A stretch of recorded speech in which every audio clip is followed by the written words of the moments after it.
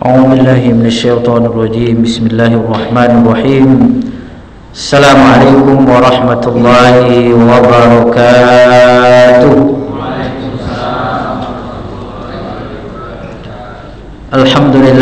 Alhamdulillahi rabbil alamin, bi ni'matihi tatimmus shalihat wa bi fadlihi tatanazzalu rahmat wa bi karamihi tunalul barakat wa bi afwihi tubaddalu sayyi'atu bil hasanat.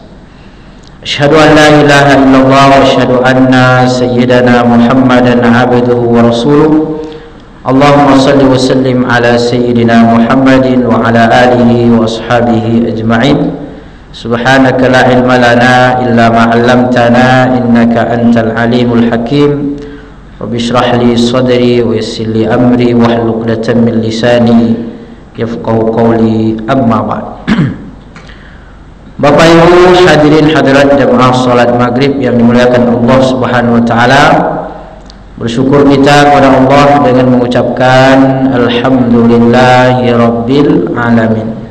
Karena dengan nikmatnya lah kita bisa berada di tempat yang baik, di tempat yang dimuliakan dan dicintai oleh Allah Subhanahu wa taala. Mudah-mudahan dengan kita banyak bersyukur kepada Allah, maka segala nikmat yang baik senantiasa Allah tambahkan untuk kita semua.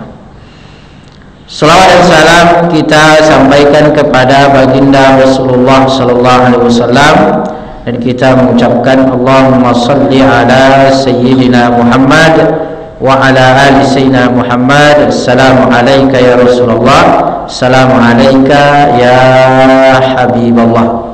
Mudah-mudahan kita banyak berselawat kepada beliau. InsyaAllah kita termasuk di antara yang mendapatkan syafaatnya nanti di akhirat dan masuk surga bersama dengannya. Amin ya rabbal alamin.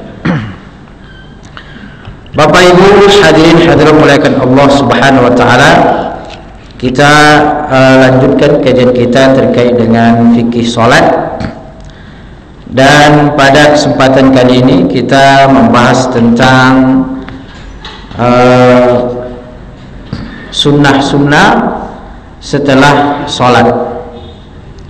Sunnah-sunnah yang berkaitan ketika kita selesai melaksanakan ibadah sholat. Jadi ada sunnah itu di dalam sholat dan ada juga di luar sholat. Di luar ini ada sebelum sholat, ada setelah sholat. Jadi setelah sholat itu ada sunnah-sunnah lagi, yang mana di dalam Al-Quran itu juga sudah diberikan isyarat. Wa idza qudiyatis sholatu fantashiru fil ard.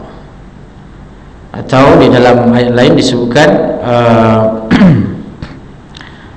fa idza qadaytumus sholata, kalau sudah selesai melaksanakan sholat maka fadhkurullah, maka banyaklah berzikir atau mengingat Allah. Nah, maka salah satu yang disunnahkan kita setelah sholat adalah memperbanyak zikir kepada Allah, dan juga disunnahkan untuk kembali kepada aktivitas kita. Fantashiru fil ardh, bertebaran di atas muka bumi. Nah, jadi semuanya itu adalah hal yang baik.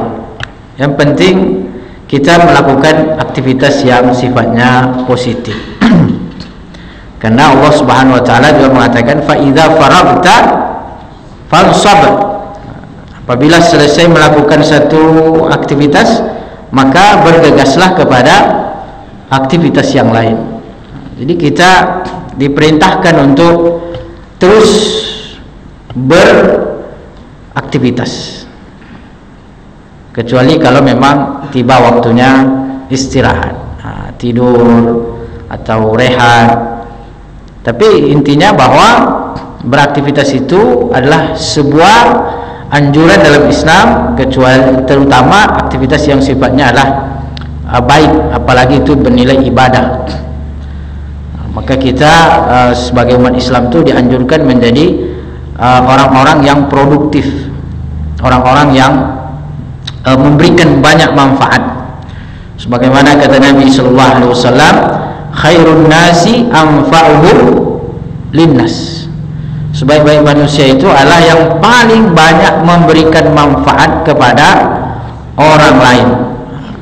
Jadi kita itu dianjurkan untuk ya menjadi orang yang produktif, berikan banyak manfaat daripada menjadi orang pengangguran, menjadi beban orang lain. Itu tidak boleh. Islam melarang. Islam mencela orang yang mampu bekerja, mampu berusaha, tapi dia malah meminta-minta. Islam tuh mencela sekali hal yang demikian. Kecuali kalau memang dia sudah tidak mampu, mungkin cacat atau sudah renta, memang sudah tidak mampu, itu memang berhak mendapatkan bantuan karena masuk kategori sebagai du'afa, dan memang mereka berhak untuk mendapatkan, yaitu bisa jadi masuk sebagai kategori fuqara, bisa jadi masuk sebagai kategori masakin, yang mana Allah Subhanahu wa taala memperuntukkan sedekah, memperuntukkan zakat itu untuk mereka. Innamas shadaqatu lil fuqara'i wal masakin wal amilin, dan seterusnya, bahwa zakat sedekah itu diperuntukkan kepada fuqara, masakin, para amil, muallaf, orang berhutang, dan semua yang disebutkan di dalam Al-Quran. Jadi intinya bahwa kita dianjurkan untuk terus beraktivitas, aktivitas yang baik, yang positif, termasuk setelah sholat sekalipun. Jadi setelah sholat ini memang ada aktivitas-aktivitas yang mana itu ditunjukkan oleh Nabi Sallallahu Alaihi Wasallam.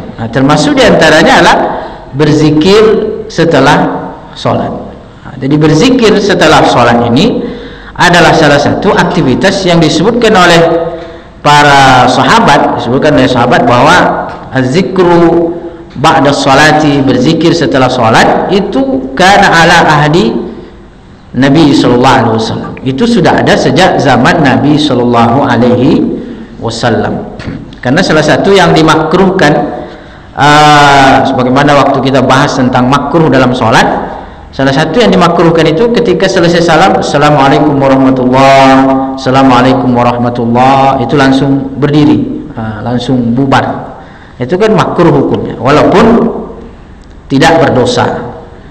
Berdosa itu kalau mungkin menginjak-injak orang, melewati orang tanpa permisi, nah itu mungkin adabnya yang kurang. Tapi intinya kan sholat itu sebenarnya sudah selesai dengan assalamualaikum warahmatullah. Salam ke kanan itu rukun sholat sudah selesai. Adapun ke kiri ini sunnah. Assalamualaikum warahmatullah, ini salam ke kiri itu sunnah. Tapi yang wajib, yang rukun itu adalah yang ke kanan. Yang ke kiri itu hukumnya adalah sunnah itu. Jadi andaikan kita sudah salam ke kanan, ada hal yang membatalkan sholat, sudah selesai kanan tapi belum ke kiri, nah itu sudah sah sholatnya. Kenapa? Karena dengan selesainya salam ke kanan itu bermakna bahwa sholat kita sudah selesai rukunnya. Ke kiri ini sunnah. Maka oleh karena itu kalau setelah sholat ini langsung berdiri setelah salam boleh saja, tapi hukumnya adalah makruh. Jadi makruh itu artinya apa? Makruh itu adalah sesuatu yang kita laksanakan tidak berdosa, ditinggalkan kita dapat pahala. Jadi dianjurkan untuk duduk sejenak setelah sholat. Nah kita duduk sejenak itu ngapain? Kan nggak mungkin pula duduk termenung atau duduk menghayal. Kan lebih baik diisi dengan berzikir. Itu yang terbaik. Maka oleh karena itu ada zikir-zikir yang dianjurkan setelah sholat. Nah, ini disebutkan karena Nabi sallallahu alaihi wasallam aqbala alaina biwajhihi. Jadi setelah Nabi sallallahu alaihi wasallam, kata sahabat meriwayatkan bahwa Nabi sallallahu alaihi wasallam idza shalla, setelah selesai salat mengimami kami, aqbala alaina, beliau menghadap ke kami. Jadi Nabi memutar badannya menghadap kepada jamaah, menghadap kepada makmum. Biwajhihi, dengan wajahnya. Kemudian yaqulu, dan berkata yang pertama astaghfirullah.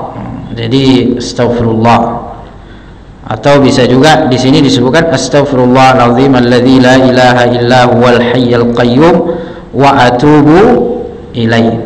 Jadi boleh singkat, boleh juga agak diperpanjang. Astaghfirullah, astaghfirullah, astaghfirullah, simple. Tapi boleh juga agak panjang dikit. Astaghfirullahalazim alladzi la ilaha illa huwal hayyul qayyum wa atubu ilaih. Itu boleh. Jadi ini warid, artinya datang dari Nabi sallallahu alaihi wasallam. Walaupun sebenarnya terkait dengan zikir ini itu tidak mesti harus harus tersusun. Nah, artinya betul-betul yang itu. Jadi boleh saja setelah sholat itu mungkin tidak baca astagfirullah, tapi baca yang lain, itu bisa saja. Baca apa misalnya? Ya mungkin dia baca ayat kursi misalnya, Allahu la ilaha illa huwal hayyul qayyum, bisa saja. Nah, tapi ini kan hal-hal yang memang yang pernah dilakukan oleh Nabi sallallahu alaihi wasallam. Artinya yang direkam, jejaknya itu direkam oleh sahabat, bahwa itu yang dilakukan oleh Nabi sallallahu alaihi wasallam. Dan tentu kita sangat senang mencontoh dan meniru apa yang dilakukan oleh baginda Rasulullah sallallahu alaihi wasallam. Yaitu istighfar. Di sini disebutkan 3 kali astaghfirullah thalathan, beristighfar 3 kali. Kalau Nabi sallallahu alaihi wasallam istighfarnya itu ya banyak dalam sehari semalam. Disebutkan dalam riwayat bahwa Nabi itu beristighfar wallahi inni astaghfiru rabbi akthar min mi'ata marrah fil yaum. Demi Allah aku beristighfar kepada Allah lebih daripada 100 kali dalam sehari semalam. Itu Nabi SAW. Jadi istighfarnya Nabi itu tidak kurang daripada 100 kali dalam sehari semalam. Itu baginda Nabi SAW yang sudah dijamin masuk surga, dijamin dosa-dosanya diampunkan oleh Allah Subhanahu wa taala. Beliau sholat sepanjang malam, kakinya bengkak. Ditanya oleh Sayyidah Aisyah, kenapa sebegitu engkau lakukan ya Rasulullah? Awalaysat qad ghafarallahu ma taqaddama min dzambika wa ma ta'akhkhar? Bukankah Allah telah mengampuni dosamu yang telah berlalu dan yang akan datang? Dan Nabi sallallahu alaihi wasallam itu terjaga dari dosa, karena para nabi itu maksum. Tetapi kata Nabi sallallahu alaihi wasallam, afala akuna abdan syakura? Tidakkah saya layak untuk menjadi hamba-hamba yang bersyukur? Nah, kalau kita misalnya setiap setelah sholat istighfar 3 kali, 3 kali 5 berarti dapat 15 kali.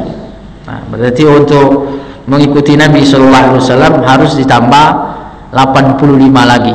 Nah, tapi setidaknya dapatlah setelah sholat 3 kali.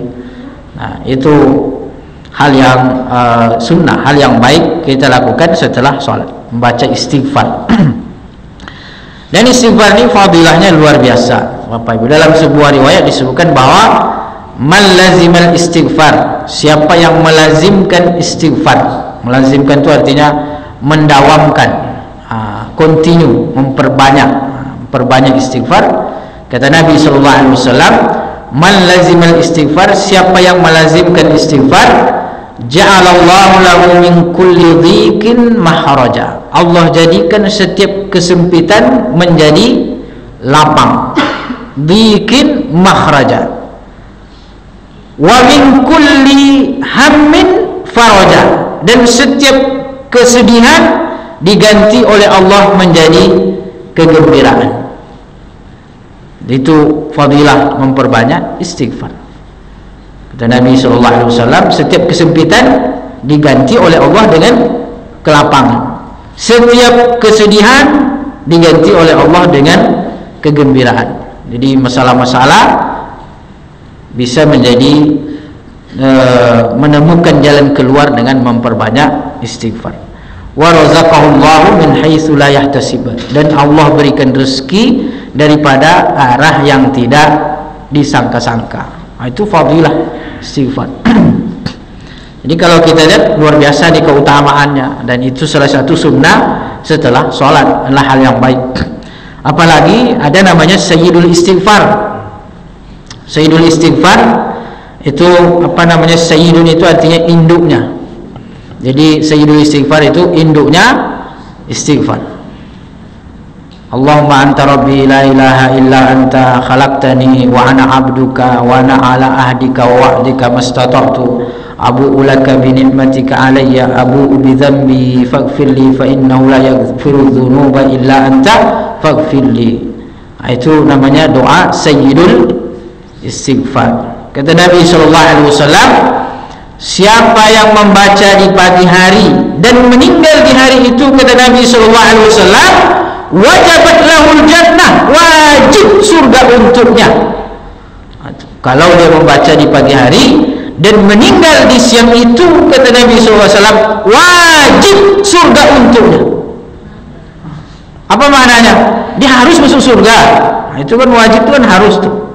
Berarti harus dimasukkan ke dalam surga. Begitu ganjarannya. Kalau kata Nabi SAW, siapa yang membaca di awal malam hari, lalu kemudian meninggal di malam itu, kata Nabi SAW, wajabat lahul jannah, wajib baginya surga.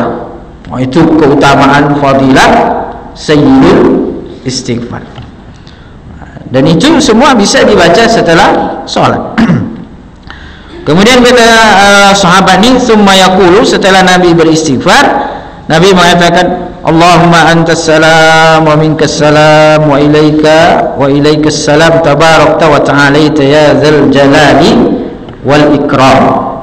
Jadi memang apa namanya, zikir-zikir ini tuh banyak versi, karena ada juga Allahumma antas salam wa minkas salam wa ilaika yaudus salam fa hayyina rabbana bis salam wa adkhilnal jannata darussalam tabarakta rabbana wa ta'alaita ya dzal jalali wal ikram. Itu intinya ya, yang mana aja yang kita baca dapat pahala. Nah, karena itu kan versi-versi saja, banyak versi.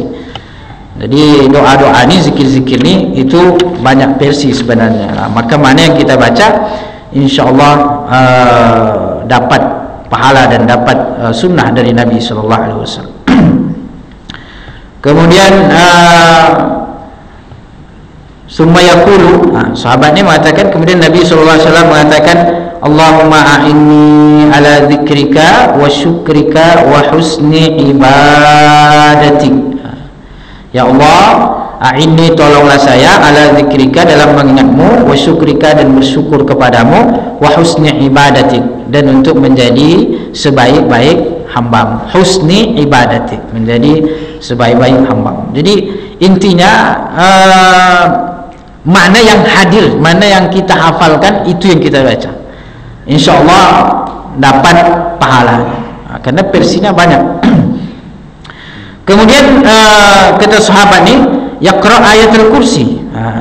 Nabi membaca ayat kursi. Jadi ada juga riwayat bahwa Nabi setiap setelah sholat itu membaca ayat kursi.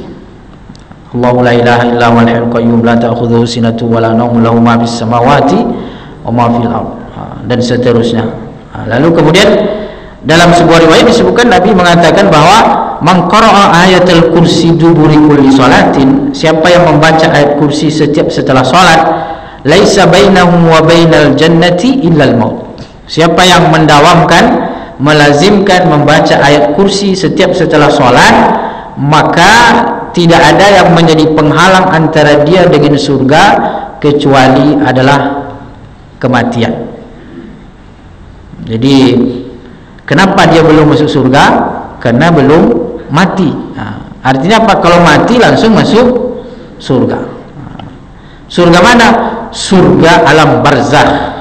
Karena alam barzakh itu surga bagi orang mendapatkan nikmat. Makanya doa kita, Allahumma ja'al qabrahu raudatan min riyadil jannah. Jadikanlah kuburannya itu sebagai taman-taman surga.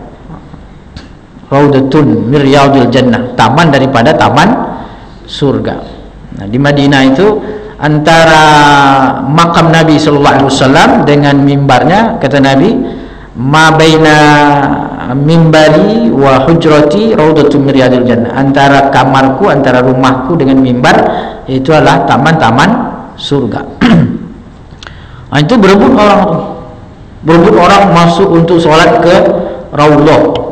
Bahkan sampai kadang sujud sampai terinjak-injak kepalanya. Kenapa? Berebut orang masuk ke dalam raudhah. Itu dulu. Kalau sekarang katanya sudah pakai kertas antrian. Nah, jadi kalau mau masuk raudhah itu harus pakai kertas. Jadi antri.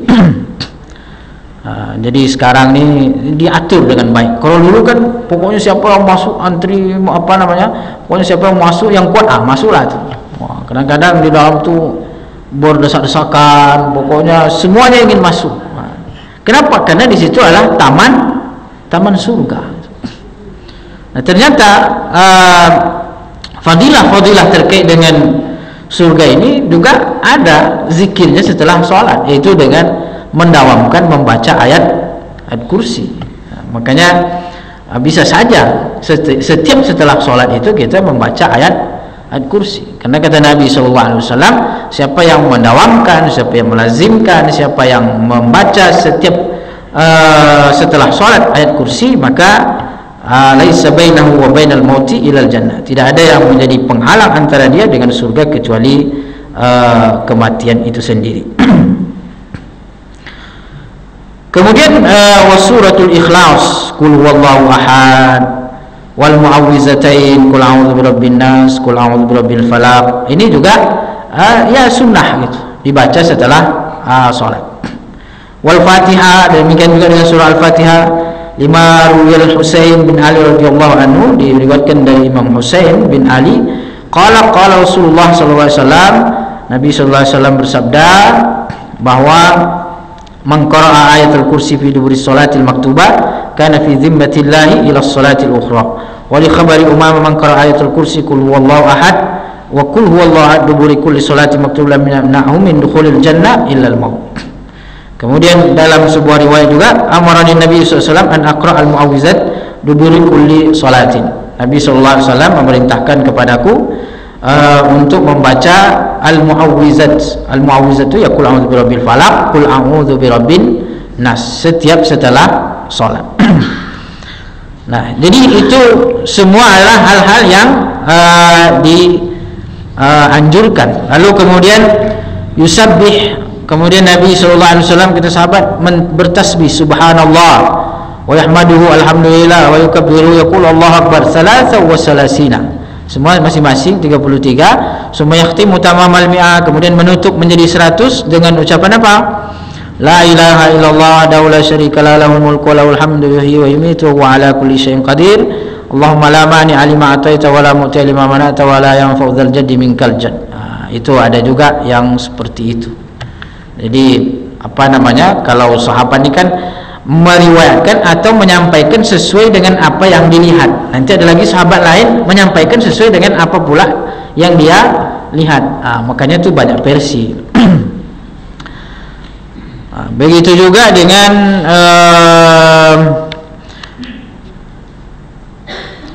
yaqulu qabla al-qira'ati wa tahmid wa ghayrihima min al-madhkur fi raqmain as-sabiqain ba'da salati as-subh wal maghrib. Wa thani rijlai qabla yatakallama asyra marat la ilaha illallah wa la syarika la lahul mulku wa lahul hamdu yuhyi wa yumiitu wa huwa ala kulli syai'in qadir. Dalam riwayat lain, Nabi setelah melaksanakan salat subuh dan salat maghrib itu beliau sebelum bergerak beliau mengucapkan la ilaha illallah wa la syarika la lahul mulku wa lahul hamdu yuhyi wa yumiitu wa huwa ala kulli syai'in qadir sebanyak 10 kali. Itu beliau sebelum bergerak setelah salat subuh dan setelah sholat maghrib. Kemudian ada juga wa yaqulu aidan wa huwa ala sifatil madhkurah. Begitu juga disebutkan bahwa sebelum beliau bergerak setelah sholat subuh dan setelah sholat maghrib beliau mengatakan Allahumma ajirni minan nar sab'a marrat, sebanyak 7 kali. Makanya kadang-kadang setelah sholat subuh itu setelah la ilaha illallah wa la syarika la lahul mulku wa lahul hamdu yuhyi wa yumiitu wa huwa ala kulli syai'in qadir 10 kali. Maka disunahkan juga mengatakan Allahumma ajirni minan nar, Allahumma ajirni minan nar, Allahumma ajirni minan nar sebanyak 7 kali. Nah itu artinya sunnah saja, artinya bagi yang mau melaksanakan, bagi mau yang membaca. Karena kalau kita baca semua ini panjang gitu. Nah, karena kalau kepanjangan nanti marah pula makmumnya kan. Jadi ya yang apalah, yang ringan-ringan lah, yang sederhana gitu. Tapi intinya bahwa zikir setelah sholat ini adalah sesuatu amalan yang sudah ada sejak zaman Nabi SAW, baik secara sendiri-sendiri ataupun secara bersama-sama. Jadi boleh, mau sendiri-sendiri, mau bersama-sama, itu adalah sunnah. Dalam mazhab Syafi'i boleh bersama-sama, bahkan dengan menyaringkan suara juga boleh dalam mazhab Syafi'i. Dianjurkan sebagai sebagai bentuk ta'lim, sebagai bentuk pengajaran. Jadi mau sendiri-sendiri, mau bersama-sama, itu adalah sesuatu yang baik, sesuatu yang dianjurkan. Tapi bagi yang lebih enak sendiri-sendiri, ya dia lebih nyaman berzikir sendiri, ya silahkan. Itu kan hak masing-masing. Tapi bagi yang mau bersama-sama atau imamnya ingin berzikir bersama-sama, itu boleh juga. Kenapa? Karena intinya semuanya mengikuti daripada sunnah Rasulullah SAW. Masing-masing itu ada dalilnya. Jadi hal-hal yang seperti ini, kalau terjadi khilaf, terjadi perbedaan, terjadi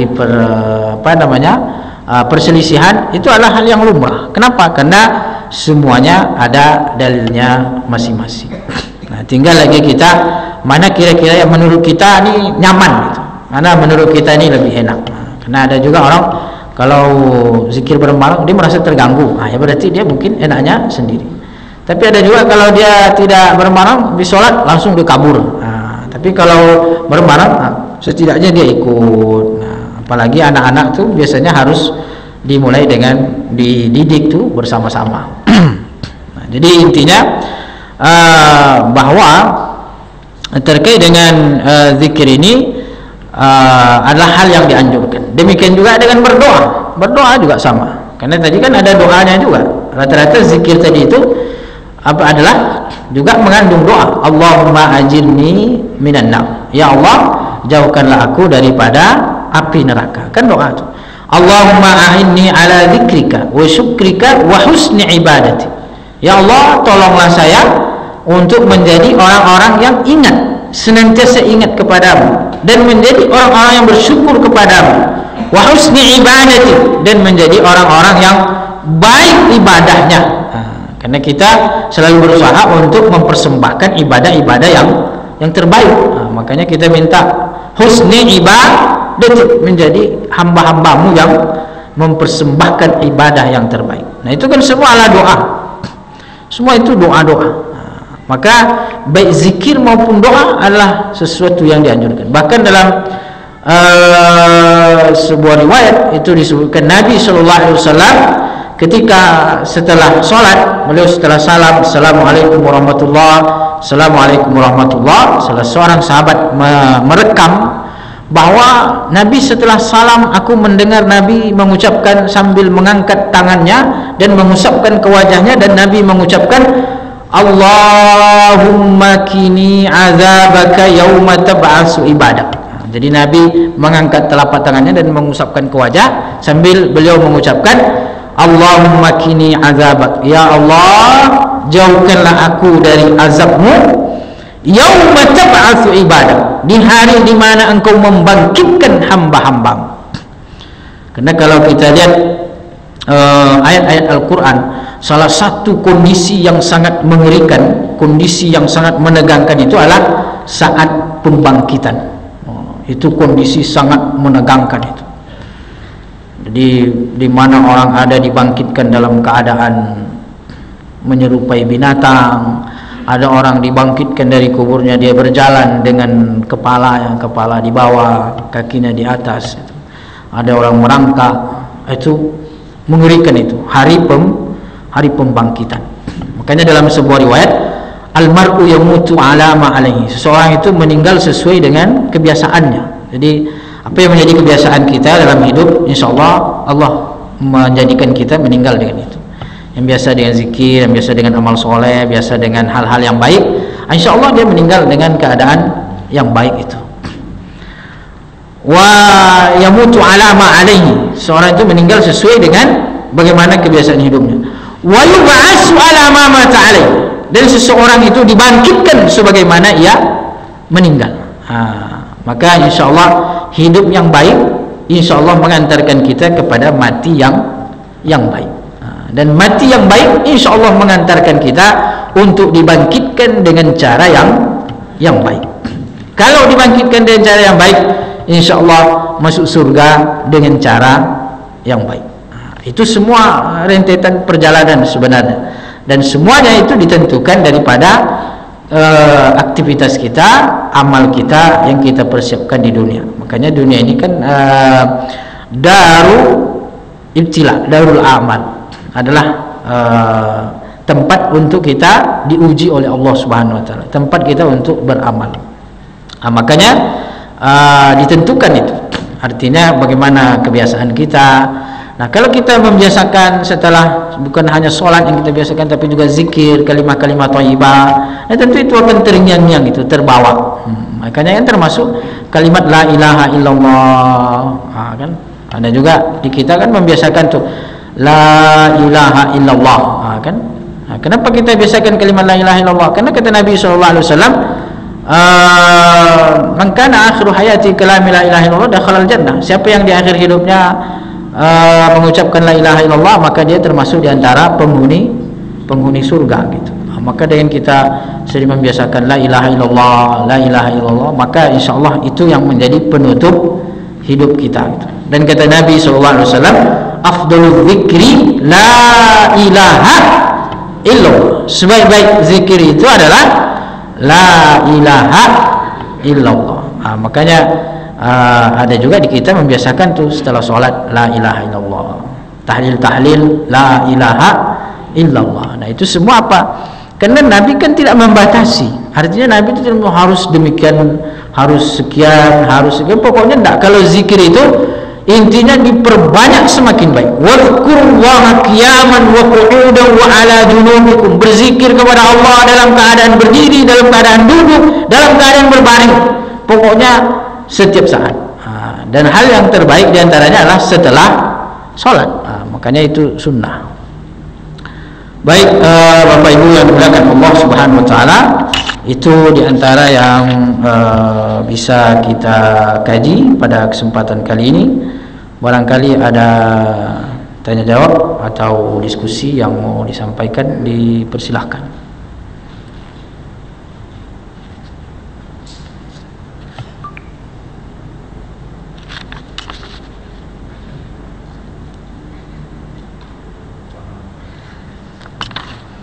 Ada? Tidak ada nampaknya. Kalau tidak ada, kita lanjut lagi. Nah, ma yustahabbu lil musalli ba'da intihai salatil mafruḍah. Tadi berkaitan dengan zikir, berkaitan dengan ucapan. Sekarang berkaitan dengan perbuatan. Apa yang bagus kita lakukan setelah kita salat fardu? Yang pertama, yustahabbul intizar qalilan awil lubthu lil imami ma'al musallin idza kana hunaka nisa. Jadi ini berkaitan dengan yang tadi, yustahabbul intizar, dianjurkan untuk menunggu sekejap, awil lubthu lil imami ma'al musallin, baik para jamaah terutama yang laki-laki, idza kana hunaka nisaun, terutama kalau di sana ada kaum perempuan. Jadi sunnahnya itu mempersilahkan dulu perempuan keluar, baru kemudian yang laki-laki. Itu kalau pintunya satu. Nah ini kan pintunya banyak, pintu perempuan sendiri, pintu laki-laki sendiri, itu tidak masalah. Itu mau bareng-bareng, mau laki-laki dulu tidak masalah. Ini kan anjuran saja. Biar apa? Biar tidak terjadi ikhtilat. Biar tidak terjadi apa? Tidak terjadi percampuran. Untuk menghindarkan fitnah. Tapi kalau ini kan sudah aman nih. Perempuan lewat sana, laki-laki lewat sini. Nah itu maksudnya kalau dia satu pintu. Jadi kadang-kadang hadis ini perlu dipahami sesuai dengan konteksnya. Nah, sama dengan misalnya ada juga bahwa sopnya perempuan itu yang paling bagus adalah di belakang. Itu ada hadisnya. Akhirnya kadang-kadang di masjid itu perempuan saling dorong. Ini maju-maju, yang semuanya mau di belakang kan gitu. Kalau yang laki-laki kan, sop laki-laki kan yang paling bagus kan depan tuh.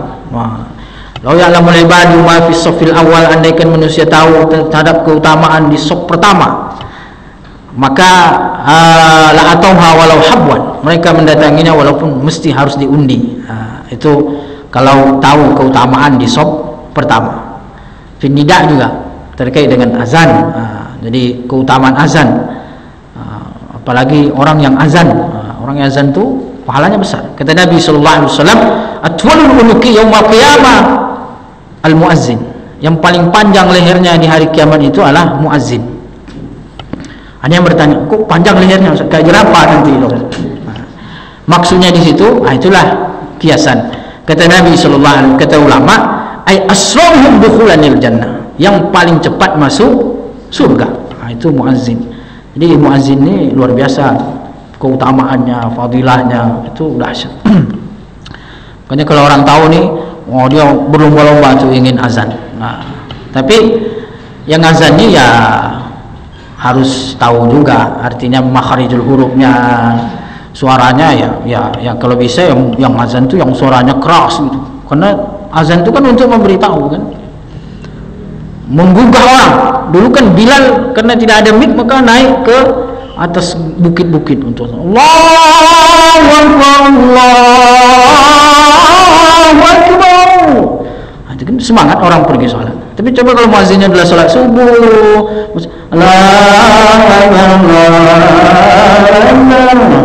itu yang ngantuk-ngantuk itu tambah ngantuk itu. Jadi muazzin ini perlu diperhatikan. Sama dengan imam juga gitu.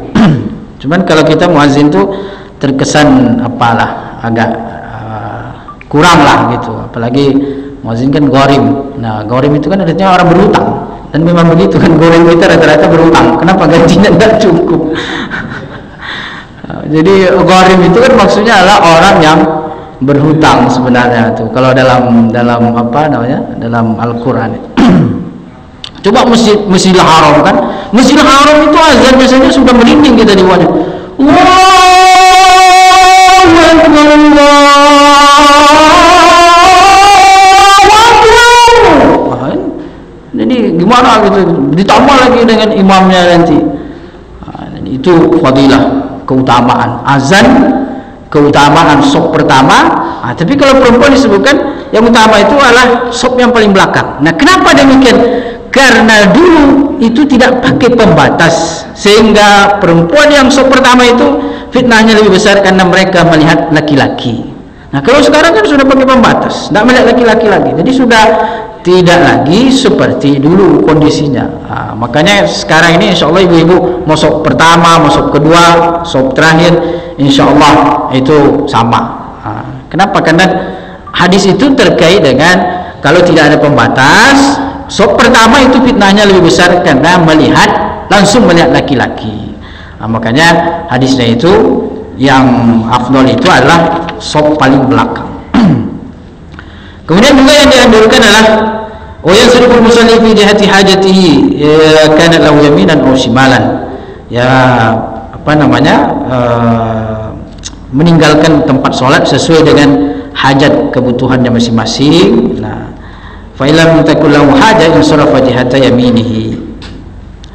Kemudian yundabu ay yafsila al-musalli bainal fardhi was sunnah bi kalamin aw intiqal min makani. Jadi juga disunahkan bagi orang yang setelah sholat fardu itu, kalau dia ingin sholat sunat, maka disunahkan untuk dipisah antara sholat fardu dengan sholat sunat itu semacam ada ucapan. Itu tadi ada omongan, ada zikir.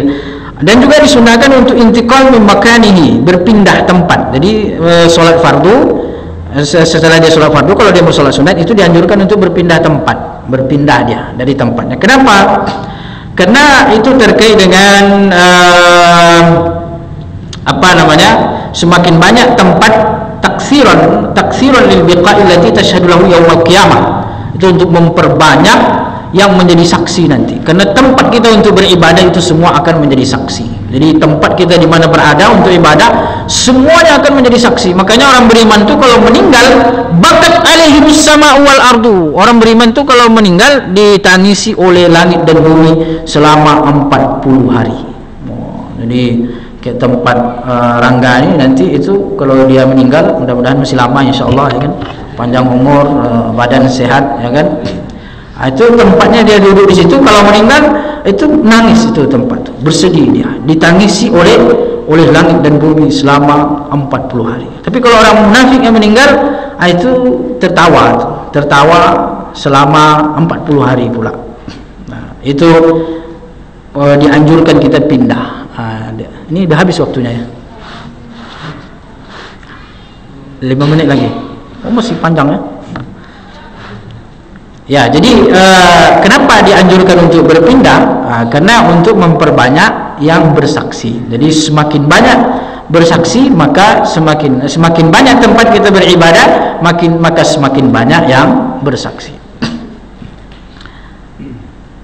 Maka oleh karena itu kita dianjurkan untuk pergi ke masjid itu melewati jalan yang berbeda ketika kita pulang.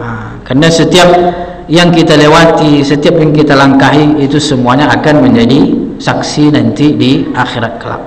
Jadi itu diantara yang disunahkan, al-intiqal, berpindah setelah sholat fardu untuk melaksanakan sholat sunat. Tapi itu kalau memungkinkan. Jadi berpindah itu sunnah saja. Tapi kalau misalnya rapat dan kita payah untuk berpindah, tidak apa-apa. Sholat sunat di situ, sholat fardu di situ, sholat sunat di situ juga. Itu kan sunnah saja.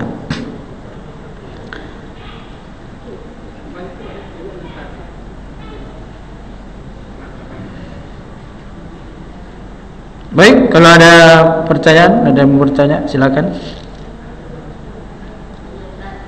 Ya, silakan.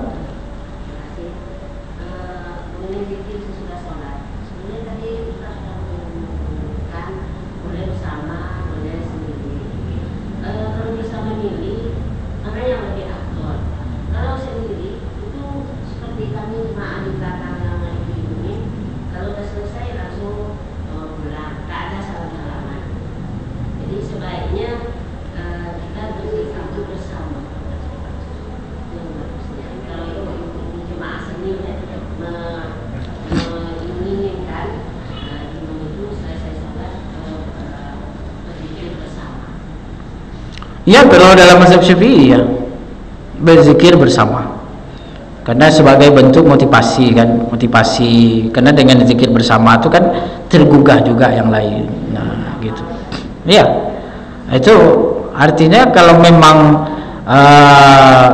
banyak maslahat bersama, ya lebih bagus bersama gitu, karena memang juga dengan bersama itu menggugah yang lain gitu.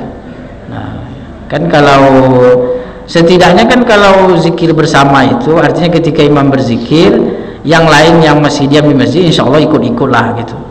Nah tapi kalau misalnya diam saja, itu kan ya kadang-kadang masalahnya kan ada juga yang tidak hafal zikir-zikir itu kan gitu. Nah maka sebagai taklim, sebagai edukasi, ya bagus sebenarnya zikir bersama gitu. Tapi jangan pula dianggap bahwa itu adalah sesuatu yang wajib. Nah kesalahan kita kadang-kadang bahwa kalau sudah terbiasa zikir bersama, habis itu tidak zikir bersama, kayaknya meninggalkan sesuatu yang wajib. Bukan, itu tetap sebagai yang sunnah gitu. Jadi mau bersama, mau nyaring, mau sendiri-sendiri, semuanya adalah sunnah gitu. Jadi sama-sama mengamalkan yang sunnah gitu. Nah, kalau bersama kan dia bareng-bareng, doanya bersama-sama, zikirnya bersama-sama, doanya bersama-sama, diaminkan. Nah kalau kita kan doa bersama-sama ini, kadang-kadang doa kita tidak diterima, tapi di antara kita ada orang soleh, dia ikut mengaminkan, maka semua doa menjadi dikabulkan gitu. Nah itu keutamaan kita doa bersama-sama gitu. Nah, jadi kadang-kadang doa kita mungkin tidak makbul, tapi di situ ada orang yang soleh gitu mengaminkan, akhirnya diterima doanya gitu. Nah itu diantara keistimewaan bersama-sama gitu. Nah, kemudian juga di dalam kita selesai berdoa ada salam-salamnya kan. Nah salam-salaman itu juga tidak wajib, itu adalah sunnah. Kata Nabi SAW, dua tangan yang berjabat tangan saling rela, saling meridhoi, saling ikhlas, maka berguguran dosa-dosa dari kedua tangan tersebut. sebagaimana bergugurannya dedaunan kering dari pohon. Jadi bersalaman saja itu kalau dari sisi pahala, kalau kita mencari pahala itu bersalaman itu menggugurkan dosa-dosa sebagaimana gugurnya daunan kering dari pohonnya. Nah, terutama kalau ada rasa kesal, rasa rasa tidak nyaman dengan orang ini, maka kita bersalaman, insya Allah dosa-dosanya berguguran. Nah, kadang-kadang kan kalau mau minta maaf secara khusus kan berat. Nah, jadi minta maaf aja setelah sholat itu sekaligus maafkan saya. Apa salahnya? Pokoknya intinya maafkan aja lah. Nah, tidak usah disebutkan salahnya. Kemarin saya gunjing. Kalau gitu dah jadi dimaafkan nanti. Intinya pokoknya saling memaafkan gitu. Itu terkait kalau dengan kehormatan. Tapi kalau terkait dengan harta materi ya harus dibayar. Harus dibayar dulu baru selesai permohonan maafnya. Itu yang dapat kita kaji. Mohon maaf atas segala salah dan khilaf. Terima kasih atas perhatian. Subhanakallahumma wa bihamdika asyhadu an la ilaha illa anta astaghfiruka wa atubu ilaik. Assalamualaikum warahmatullahi wabarakatuh.